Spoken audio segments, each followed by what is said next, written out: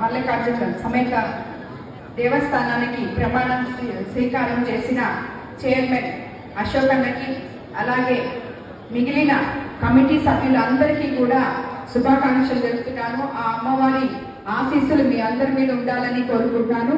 అదేవిధంగా ఈ కార్యక్రమానికి విచ్చేసిన వేదిక మీద ఉన్న బీజేపీ నాయకులు, జన సైనికులు, తెలుగుదేశం నాయకులు, కార్యకర్తలు, అలాగే ఎంతో మంది కామాక్షమ్మ భక్తులు ఇక్కడికి విచ్చేసిన అందరికీ కూడా ధన్యవాదాలు తెలుపుకుంటున్నాను. ఈ కార్యక్రమాన్ని ఇంత దిగ్విజయంగా చేసినందుకు.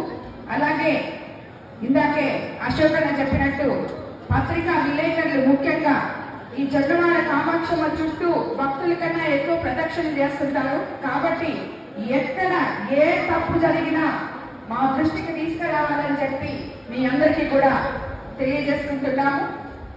ముఖ్యంగా అందరూ చెప్పినట్టు ఆ అమ్మవారి సేవ చేసుకోవడం, ఆమె గుడికి దేవస్థాన కమిటీ చైర్మన్ అవ్వడం, మెంబర్లు అవ్వడం నిజంగా కూడా పూర్వజన్మ సుకృతమే.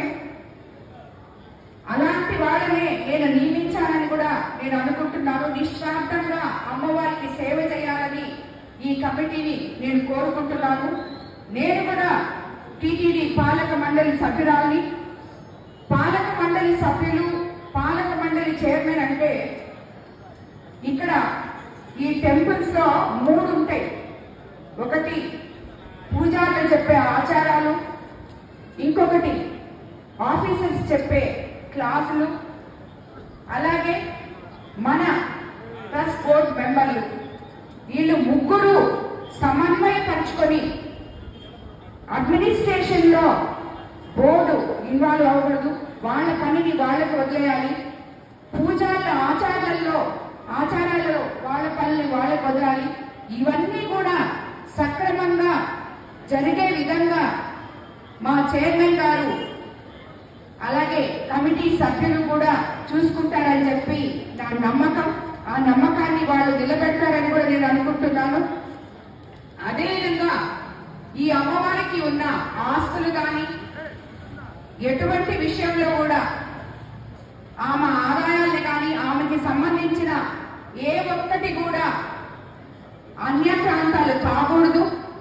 ఆమెకి చెందినవి ఆమె కాపాడుకుంటుంది అని మనకి ఆ నమ్మకం ఉంది. కానీ ఈ రోజుల్లో మన ప్రయత్నం కూడా చేసి ఆమెని ఒక్క రూపాయి కూడా పక్కకి వెళ్లకుండా, పక్కదారి మళ్ళకుండా చూడాలని చెప్పి కూడా నేను కోరుకుంటున్నాను. అదేవిధంగా ఇక్కడ ఈరోజు ఎంతో మంది సామాన్య భక్తులు నిత్యం ఇక్కడ అమ్మవారిని సేవ చేసుకోవడానికి వచ్చుకుంటారు. వాళ్ళందరినీ కూడా మేము చైర్మన్, మేము కమిటీ సభ్యులము.